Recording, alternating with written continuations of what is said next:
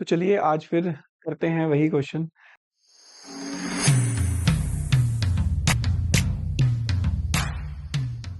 और मैंने जो डाले हैं रील पर उसको ध्यान से देखना कैसे करना है क्वेश्चन को। क्वेश्चन को पढ़ने से पहले आपको यही देखना है कि क्वेश्चन में पूछा क्या है। ये पूछा है कि कितने शेयर्स हमने फॉरफिट किए हैं कंपनी ने। अगर कोई पर्सन इंस्टॉलमेंट नहीं देता तो कंपनी उसके शेयर फॉरफिट कर लेती है। क्वेश्चन में लिखा हुआ है फन हाउस लिमिटेड ने फॉरफिट किए हैं सर्टेन शेयर्स। यही सर्टेन शेयर्स निकालना है कि कितने शेयर्स फॉरफिट किए हैं।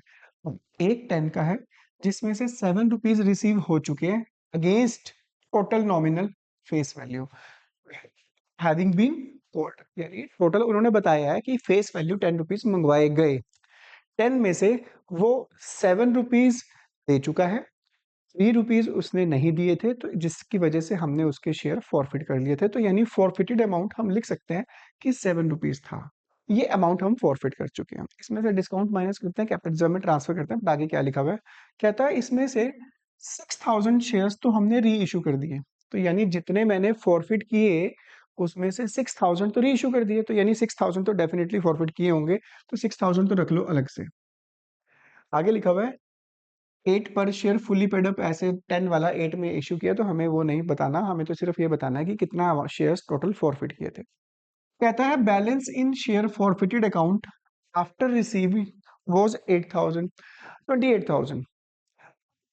शेयर्स री इशू करने के बाद जो फॉरफिट किया हुआ बैलेंस पड़ा हुआ है वो 28,000 पड़ा हुआ है।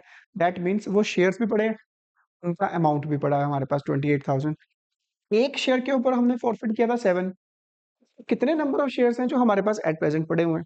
तो 28,000 टोटल अमाउंट पड़ा हुआ है। 7 का एक शेयर था, तो 4,000 शेयर्स हमारे पास पड़े हुए हैं फॉरफिट किए वाले। 4,000 ये पड़े हुए हैं एट प्रेजेंट। 6,000 हमने री इशू कर दिए थे, यानी टोटल हमने जो फॉरफिट किए थे वो किए थे 10,000। Right answer is B. ठीक है जी। इसी को हमने उसमें शॉर्टकट किया था। मैंने ये बताया था कि जितने शेयर्स फॉरफिट का बैलेंस पड़ा होता है 28,000 पड़ा हुआ है, 7 रुपीज आ चुके थे, 7 से डिवाइड करो, नंबर ऑफ शेयर्स निकलेंगे 4,000 जो पड़े हुए हैं अभी। 6,000 हमने री इशू किए थे और फॉरफिटेड में से ही री इशू किए जाते हैं, तो 6,000 इसको प्लस कर दो, आंसर आ जाएगा आपका 1,000। ये हमने रील में शॉर्टकट फॉर्म में किया था। प्रोपोर्शनेट कैपिटल वाला केस है, मैंने शॉर्टकट तरीका बताया था रील में, इसमें भी शॉर्टकट बताऊंगा प्लस डिटेल्ड एक्सप्लेनेशन के साथ बताऊंगा आपसे। प्रोपोर्शनेट कैपिटल के लिए ना हमारे पास 3 स्टेप चाहिए होते हैं बेसिकली देखा जाए तो। एक तो हमें चाहिए होती है combined new capital of old partners.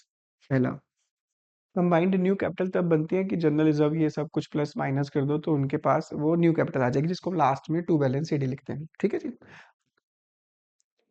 एक आपके पास फिर स्टेप 1 आ जाता है कंबाइंड न्यू कैपिटल जब आ जाती है। जैसे अब फिलहाल इस क्वेश्चन में आपके पास दो पार्टनर्स की कैपिटल गिवन है, अरिजीत की भी गिवन है और शेखर की भी गिवन है।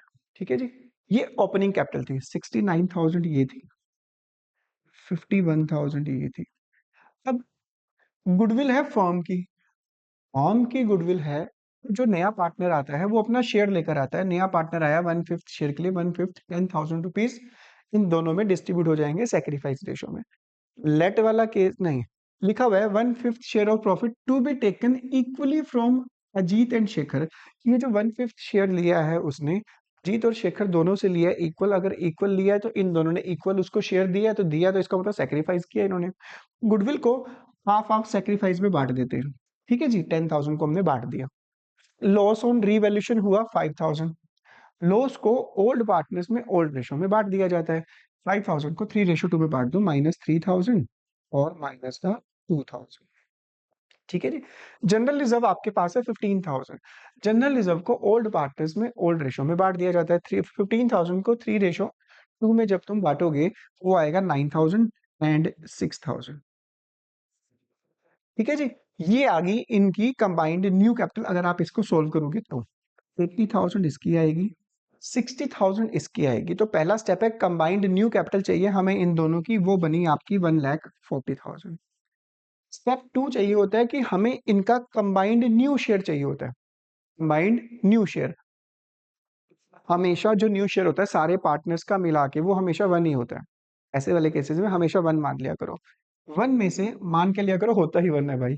वन में से आपको नए पार्टनर का शेयर पता है 1/5, माइनस कर दो 1/5, जो रिमेनिंग शेयर बचेगा तो ऑब्वियस है, तीन पार्टनर है, एक दो और ये नया पार्टनर है विशाल, तीनों का मिला के वन बनेगा। वन में से आपने नए पार्टनर का शेयर हटा दिया, तो जो बचा 4/5, तो ये न्यू शेयर इन्हीं का ही होगा, है ना।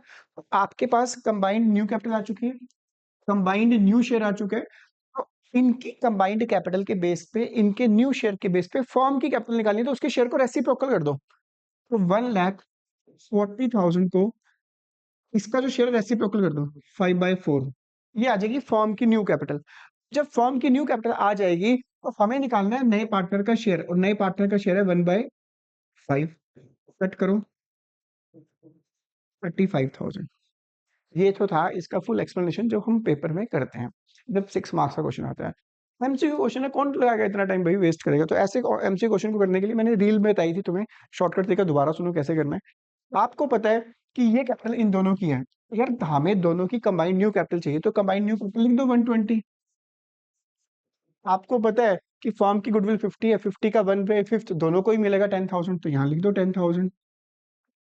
लॉस ऑब्वियस दोनों बियर करेंगे, तो दोनों के उसमें से माइनस कर दो। जनरल रिजर्व मिलेगा 15, तो यहाँ 15 लिख दो। इन दोनों इन सबको प्लस करोगे तो कंबाइंड न्यू कैपिटल आ जाएगी 140। मैंने तुम्हें बताया था शॉर्टकट तरीका, याद रखना प्रोपोर्शनेट कैपिटल का, ये आप 6 मार्क्स के क्वेश्चन में भी कर सकते हो। आपने इस कंबाइंड न्यू कैपिटल को ना डायरेक्ट उसका शेयर निकालना है। कंबाइंड न्यू कैपिटल में डायरेक्ट नए पार्टनर का शेयर कैसे निकालना है, ध्यान रखना।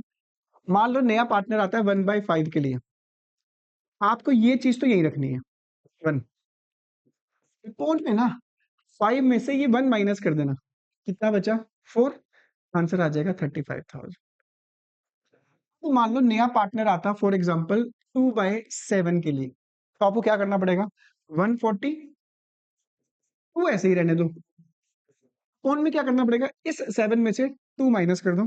ठीक है, क्यों करा ये, वैसे भी तो करोगे, 1 में से 2/7 माइनस करोगे, ये आ जाएगा 5/7, शेयर को रेसिप्रोकल करोगे 7/5, फिर उसका शेयर निकालोगे 2/7, तो कट करके फिर 2/5 ही बचना है। फॉर एग्जाम्पल ले लो, मान लो ये आ जाए आपके पास 3/8 के लिए, कितने 3/8 के लिए, तो मैंने क्या कहा 3 ऐसे ही रखो, यानी 140 का 3 ऐसे ही रखना, 8 में से 3 माइनस कर दो 5।